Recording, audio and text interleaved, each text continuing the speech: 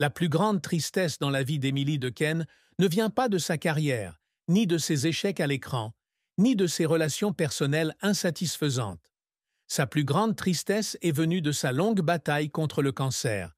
Une bataille que, malgré sa force, malgré tout le soutien dont elle bénéficiait, elle devait mener seule, au cours de longues nuits remplies de douleurs et de réflexions. En 2023, alors que sa carrière était stable et qu'elle profitait d'une vie paisible avec sa famille, Émilie découvre qu'elle est atteinte d'une forme rare de cancer des surrénales. Ce fut un grand choc. Une artiste comme elle, toujours pleine de vie, qui a joué de nombreux rôles émotionnels, a dû soudainement faire face à la dure vérité. Son corps la trahissait. Elle n'est plus la forte Émilie à l'écran, ni la femme confiante qui marche sur le tapis rouge, mais juste une personne ordinaire, faible, debout devant la frontière fragile entre la vie et la mort. La maladie est arrivée soudainement, sans avertissement, ne lui laissant aucune chance de se préparer. Elle a dû subir une intervention chirurgicale d'urgence à la mi-août 2023, une opération de plusieurs heures où elle ne pouvait que faire confiance à l'équipe médicale et espérer que tout se passerait bien. Lorsqu'elle s'est réveillée après l'opération, dans la chambre blanche de l'hôpital, elle a ressenti un étrange vide.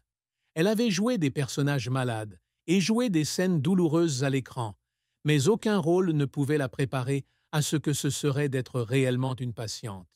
Les mois qui suivent l'opération sont une longue série d'anxiété et de fatigue. Elle savait qu'avec une maladie aussi rare, même si le traitement réussissait, le risque de récidive restait très élevé. Elle a essayé de rester positive, de travailler à nouveau, mais au fond, elle a compris qu'à partir de maintenant, sa vie ne serait plus la même. Chaque fois qu'elle allait faire un contrôle, chaque fois qu'elle attendait les résultats des analyses, son cœur battait plus vite, ses paumes devenaient froides. Non pas par peur de la douleur, mais par peur d'entendre les deux mots « rechute ». En avril 2024, elle était heureuse d'annoncer que sa maladie était en rémission. C'était un moment de soulagement, un moment où elle pensait pouvoir revenir à la vie normale. Mais quelques mois plus tard, le 1er décembre 2024, le cancer est revenu. Cette fois, elle n'a pas pleuré comme la première fois. Plus de surprise, plus de panique.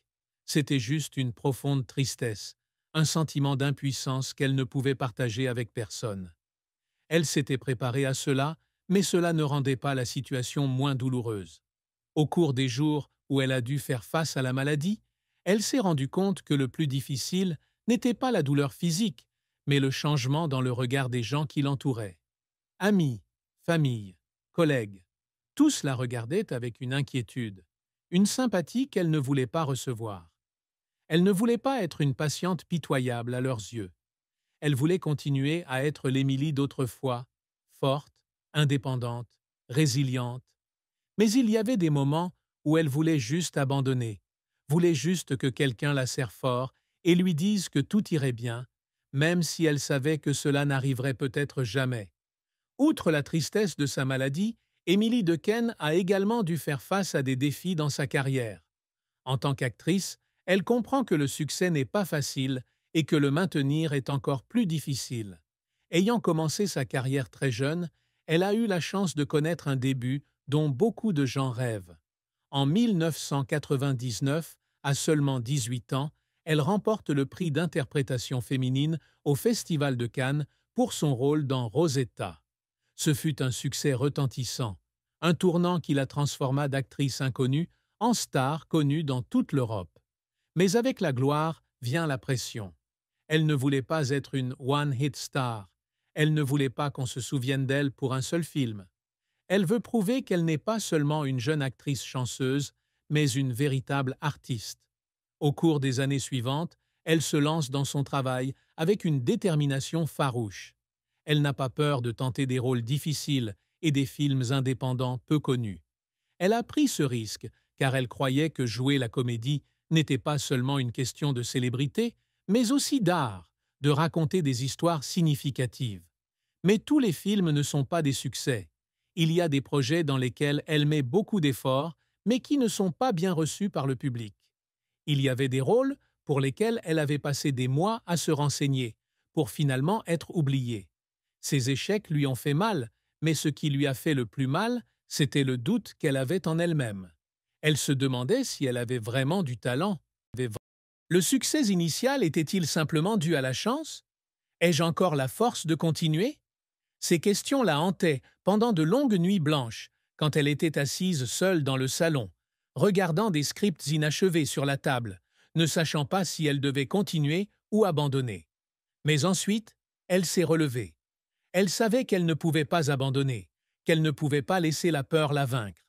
Elle a continué à jouer, continuant à chercher des rôles qui pourraient la mettre au défi. En 2012, elle étonne à nouveau le monde entier avec son rôle dans À perdre la raison, qui lui vaut le prix d'interprétation féminine dans la section Un certain regard du Festival de Cannes.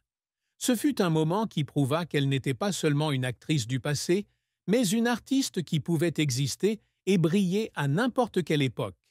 Mais peu importe son succès, Émilie avait toujours l'impression de courir contre le temps. Être acteur n'est pas un métier comme les autres. Il n'y a aucune stabilité, aucune garantie que l'on se souviendra encore de vous demain. Elle a vu de nombreux jeunes acteurs monter et descendre, et de nombreuses carrières ruinées à cause d'un film raté.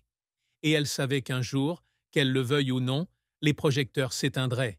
Elle n'a pas peur de ça. Mais elle craignait qu'à un moment donné, elle n'aurait plus la force de se battre. Elle craignait que cette terrible maladie ne lui enlève la chance de continuer à faire ce qu'elle aimait. Mais quoi qu'il arrive, elle continuera. Parce qu'elle était Émilie Dequesne, et qu'elle n'a jamais su baisser les bras. Les réalisations qu'Émilie Dequesne s'efforce toujours d'atteindre ne se limitent pas seulement à des prix ou à des reconnaissances professionnelles. Pour elle, la réussite ne se résume pas simplement à la reconnaissance du public ou au nombre de films auxquels elle participe, mais aussi à un voyage d'exploration constante de ses propres limites, à la recherche de rôles qui peuvent la mettre au défi, à la fois physiquement et mentalement. Elle n'a jamais voulu emprunter le chemin facile, ni se contenter de rôles sûrs. Dès le début de son entrée dans l'industrie cinématographique, elle a clairement indiqué qu'elle ne serait pas une actrice qui compterait uniquement sur son apparence ou sur la chance pour devenir célèbre. Elle veut être reconnue pour ses capacités. Après le succès retentissant de Rosetta, Émilie savait qu'elle devait faire plus pour prouver que gagner à Cannes n'était pas seulement un moment de gloire passager.